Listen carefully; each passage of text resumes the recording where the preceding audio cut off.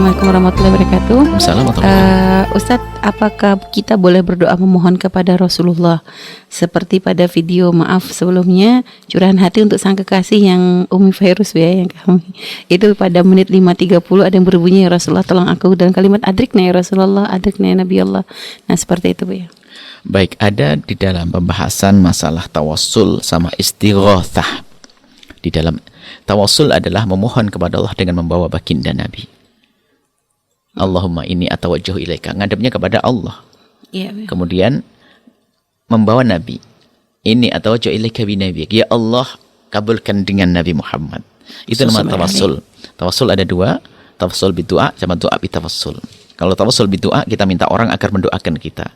Padahal kita bisa minta langsung kepada Allah, cuman karena orang itu soleh, kita minta agar orang itu mendoakan kita. Ini tawassul bidu'a. Yang kedua adalah doa bitawassul. Doa di dalam doa adalah tawassulnya. Misalnya itu, Allahumma ya Allah, dengan pangkat kebesaran kekasihmu Nabi Muhammad, kabulkan hajatku. Namanya itu doa bitawassul. Dan itu semuanya boleh. Semuanya boleh. Ada yang mengatakan boleh itu salah, menggunakan doa untuk tawassul bidu'a untuk doa bitawassul. Ini kesalah ketukar. Misalnya tentang kisah sahabat Nabi Sayyidina Umar waktu bertawassul dengan Sayyidina Abbas, itu kan doa bitawassul, bukan tawassul bidu'a. Kan Allahumma ini pakai Allahumma. Jadi pakai Allahumma ya Allah. Ini kalimatnya Allahumma ya Allah. Lah kok dia dikatakan dia minta kepada Sayyidina Abbas minta doa, ini salah. Ketukar. Ya. Jadi doa kepada Allah namanya ad-doa, di dalamnya ada tawassul. Inna kunna natawassul ilaika, ini kan Allahumma inna kunna natawassul ilaika binabiyyika fataskina. Ya Allah, dulu kami bertawassul kepadamu dengan membawa Nabi Muhammad lalu kau sirami kami. Ya, wa inna natawassul ilaika, dan kami sekarang bertawassul kepadamu bi ammi nabika, dengan paman kekasihmu Nabi Muhammad, faskina, dan siramilah kami. Ini adalah doa, di dalamnya ada tawassul. Bukan tawassul bidoa. Cuman orang yang anti tawassul menerjemahkan hadis ini adalah datang kepada Sayyidina Abbas untuk minta doa. Mana bunyinya Allahumma kok datang kepada minta doa? Ini kesalahan parah sekali di dalam memahami hadis. Padahal dalam hadis Allahumma mintanya kepada Allah dan membawa Nabi Muhammad, kemudian membawa Sayyidina Abdullah bin Abbas, seperti itu. Membawa Sayyidina Abbas. Kemudian ini adalah tawassul. Kemudian yang kedua adalah istighatsah. Istighatsah ini memang ulama berbeda dalam hal ini. Istighatsah adalah meminta kepada Nabi. Apakah diperkenankan kita minta kepada Nabi? Kita minta kepada Nabi dan meyakini Nabi yang memberi waktu hidup juga nggak boleh. Apalagi waktu meninggal. Akan tapi kalau sama kita minta kepada seseorang waktu hidup, kalau kita meyakini dia memberi, nggak boleh. Nah, jadi nggak ada perbedaan antara hidup dengan matinya baginda Nabi, wafatnya. Jadi sama. Waktu Nabi hidup, Nabi tidak bisa memberi kecuali Allah izinkan. Waktu wafat, sama tidak bisa memberi. Maka yang membedakan antara hidup dan wafatnya Nabi nggak benar. Ya kalau Nabi hidup mau boleh, setelah waktu meninggal jadi dia. Masalah tawassul tadi, tawassul. Adapun masalah istighatsah, kalau tawassul ada yang membedakan tawassul kalau kepada Nabi waktu hidup boleh, kalau waktu meninggal ada tidak boleh. Apa yang membedakan antara hidup dan mati Nabi? Karena tawassul dengan pangkat kebesaran Nabi kan, mintanya kepada Allah membawa Nabi waktu hidup. Bukan kita minta kepada Nabi mintanya kepada Allah. Sekarang bab istighatsah. Istighatsah ini bukan istighatsah yang ada di negeri kita. Istighatsah yang ada di negeri kita namanya berdoa istighatsah, minta pertolongan kepada Allah. Ini nggak ada masalah ini. Nggak ada khilaf sama sekali. Ada istighatsah yang artinya istighatsah dalam pembahasan fikih istighatsah diajar dengan tawassul. Istighatsah ini adalah minta kepada baginda Nabi sallallahu alaihi wasallam. Apakah diperkenankan yang demikian itu? Nah, memang dalam hal ini ulama sebagian berhati-hati agar tidak menggunakan kalimat istighatsah. Cuman bukan berarti tidak diperkenankan asalkan keyakinan sudah dibangun bahwasanya yang memberi adalah Allah. Tidak usah jauh-jauh, kita langsung pada tafsirnya Ibnu Katsir. Ibnu Katsir waktu walau annahum idzalamu anfusahum ja'uka fastaghfirullah wastaghfirullah rasul, itu beliau Ibnu Katsir itu menafsiri dengan kisah seseorang datang ke kubur baginda Nabi dan bercerita, ya Rasulullah, orang pada kehancuran. Fastaskili ummatik. Istaskili ummatik, mintakan ya Rasulullah, istaki, mintakan kepada Allah. Mintakan kepada Allah untuk memberikan siraman kepada kami. Ya kan? Setelah itu pergi orang ini. Akhirnya ada yang memimpikan bahasanya adrik, kejar orang itu bahasanya telah dikabul.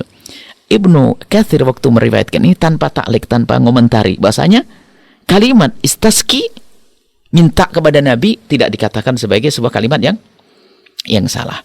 Kemudian juga dalam hadis Nabi menyebutkan kalau kamu berada di sebuah tempat, kemudian kamu sebutlah orang yang paling kau kagumi, maka akan diberi pertolongan oleh Allah. Ini ada riwayat semacam itu, bahasanya minta.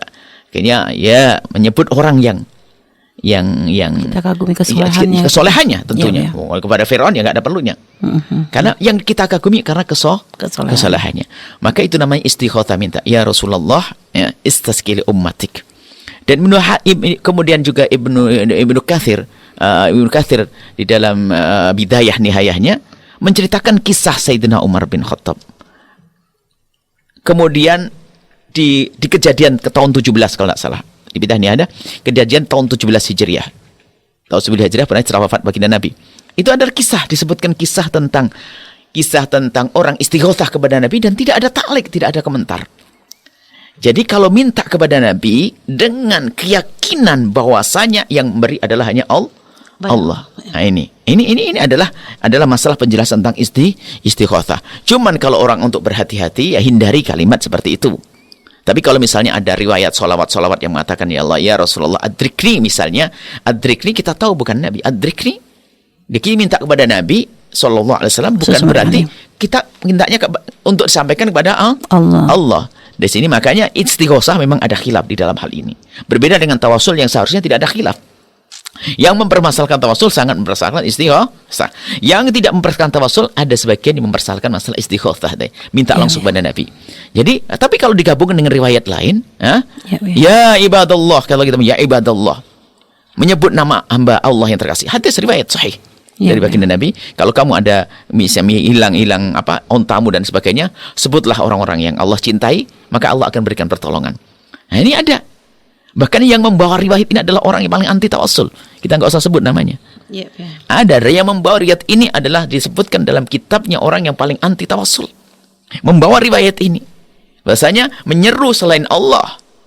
Karena apa? Keyakinannya kepada Allah. Karena bunyi apa? Kau sebut orang yang dicintai Allah, maka Allah akan beri pertolongan. Loh, minta pertolongan pada siapa sesungguhnya? Allah hanya melalui orang yang dicintai oleh Allah Subhanahu wa taala.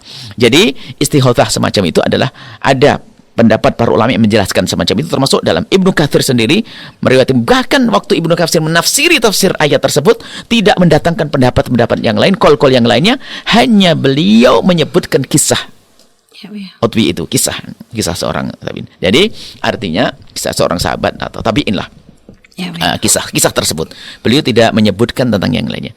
Memang itu adalah khilaf. Kalau seandainya kita bisa menghindari kalimat kemudian orang tidak banyak tanya, boleh. Akan tapi jika ternyata kita menemukan ada hujah-hujah yang sangat jelas, tapi sebaiknya kita menghindari, karena memang di kalangan orang yang bertawasul sendiri ada yang mengingkari hal-hal yang semacam ini. Seperti itu. Jadi wilayah khilaf. Jadi sangat tepat. Senang kami kalau ada penanya yang kritis seperti itu, dan sangat baik, harus seperti itu. Anda kalau belajar kritis, karena apa? Di balik inilah akan ada pertanyaan. Ada serangan dari orang yang berbeda akidah dengan kita, tapi kita punya hujah. Ulama kita yang menjelaskan tadi itu, bukan omongan saya, bukan. Ulama kita. Jadi istighothah adalah berbeda. Ulama kita berbeda pendapat. Sebagian mengatakan boleh, sebagian mengatakan tidak. Artinya tidak sampai derajat mengeluarkan orang dari Islam sampai fasik dan sebagainya. Sebab mintanya juga kepada Allah. Itu saja. Baik, ya, subhanallah, ya, karena memang kadang ada sebagian orang kalau ketika mendengar sesuatu langsung mengomentari itu dengan bahasa mencaci dan sebagainya, Bu ya. Sehingga makanya memang subhanallah, semoga sahabat Wahyu dari Sleman ya bisa memahami yang dia sampaikan, dan semoga kita senantiasa dijaga oleh Allah Subhanahu wa taala dalam setiap perilaku dan bertutur kata, insyaallah.